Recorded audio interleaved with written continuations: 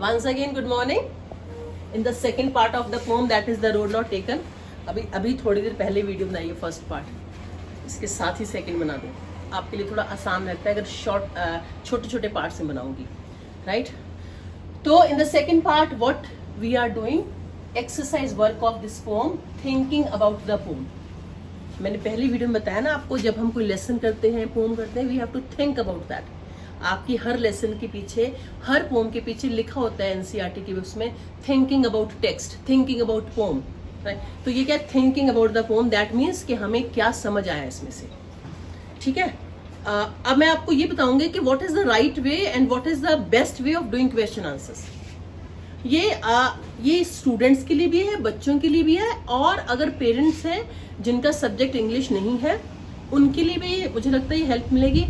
And plus कुछ जो कई बार हम घर में ट्यूशंस लेते हैं, बच्चों को पढ़ाते हैं, तो उसमें भी आप लोग इससे गाइडेंस, थोड़ी सी हेल्प ले सकते हैं कि हमें what I mean how we need to teach them, हमें कैसे बताना है उनको. क्योंकि जनरली क्या होता है कि ना हम सोचे, हम कह देते बच्चों को याद करो. ठीक है, ये सारे कुछ मेरी पेट चीज़ें आपको हर वीडियो में दिखाई देंगी, क्योंकि I feel that this need to be corrected. मुझे ऐसा लगता है, ज़रूरी तो नहीं सारे लोग सारी वीडियोस देखेंगे, तो कोई देखेगा तो समझ भी आएगा. ठीक है, so first question is where does the traveller find himself. Question क्या है, where does the traveller find himself. तो आपका क्वेश्चन किसमें है, प्रेजेंट इंडेफिनिट में. आपको पता होना चाहिए कि ये प्रेजेंट इंडेफिनिट में है. जो ट्रेवलर है वो अपने आप को कहाँ पाता है. What problem does he face. तो आपको इसका आंसर बताना आना चाहिए. Where does he, I mean where, sorry where does he find himself? He finds himself on a diversion of roads. यही था ना फर्स्ट लाइन पोम की, यही थी ना, क्या था, two roads diverged in a yellow wood and sorry I could not travel both. यानी कि वो वहां पर खड़ा हुआ है. What problem does he face? क्या प्रॉब्लम उसकी फेस क्या करता है. He faces what road, which road he needs to take. वो कौन सी उसको रोड लेनी चाहिए, यही प्रॉब्लम. या फिर he faces a problem of choice making. एक हमारा माइंड होता है, that is called choice making mind, CMM उसको बोलते हैं. वो that mind helps us to make choices, that is a different topic. So you need to answer it in present indefinite. Fine. And second question is थोड़ा सा अच्छा है, discuss what these phrases mean to you. मैंने phrasal verbs तो करवाए हुए आपको, phrases का मीनिंग यहाँ पर बताना.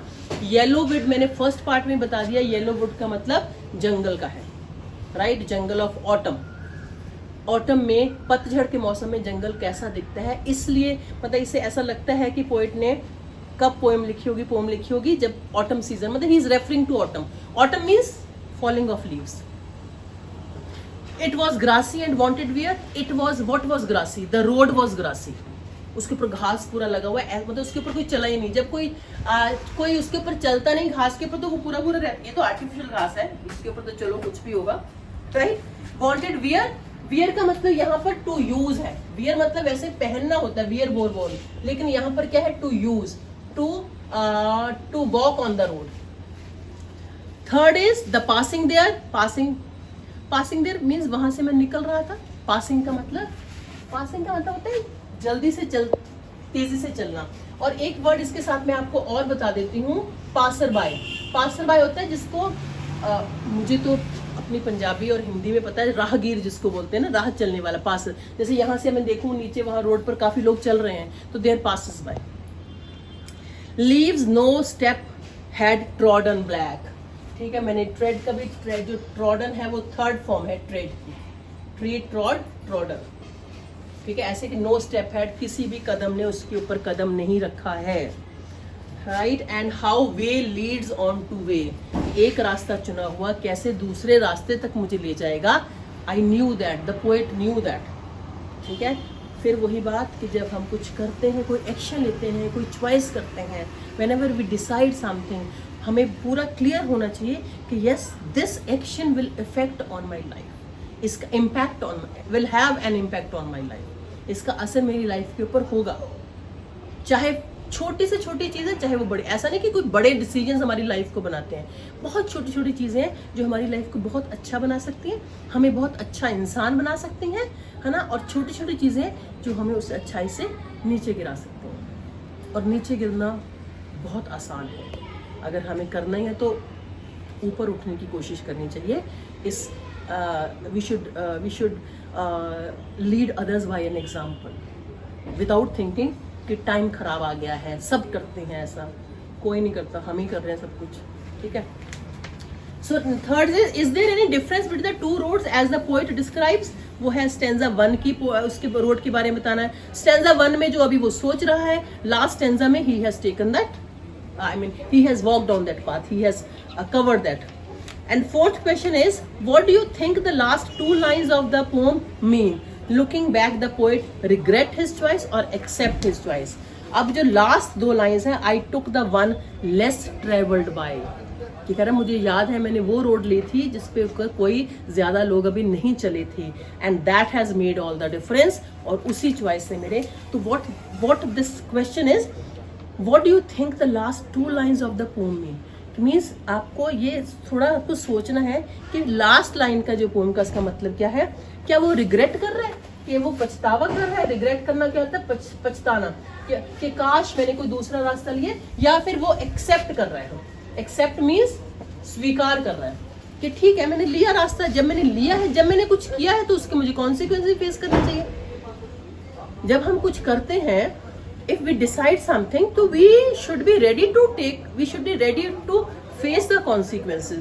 This is called acceptance, right? Acceptance के साथ वो आगे चल जाएंगे। वैसे ये vocabulary के आप वर्ड्स accept देख सकते हो और expect देख सकते हो, ठीक है? This is something else. So what he saying कि does he regret, क्या उसको choice मतलब अपनी कि काश मैंने दूसरा रास्ता ले लिया हुआ। जैसे ना मैं जहाँ मैं बच्चों को पढ़ाती हूँ, मैं उनको कहती हूँ ना कि जब आपके मार्क्स कम आते हैं या फिर आपका रिजल्ट अच्छा नहीं आता, तो आपको ये तैयार होना चाहिए ना कि ठीक है जब हम नहीं पढ़े थे तो आवाज आ रही है, कोई बात नहीं, अगर नहीं पढ़े थे तो ऑब्वियसली रिजल्ट भी अच्छा नहीं आएगा ना।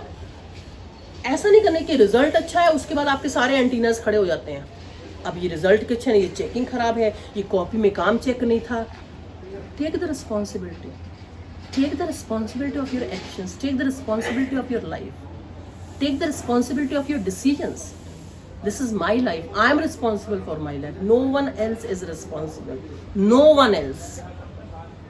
हमारी अपनी लाइफ के लिए कोई और रिस्पॉन्सिबल नहीं है। It is only the choices we made in our life, जो हमने चूज किया लाइफ में, only those choices are responsible, that means I am responsible. Thank you very much. I hope this poem is very much clear to you, and please read these also. Read these poems also. They are very beautiful. You will really enjoy.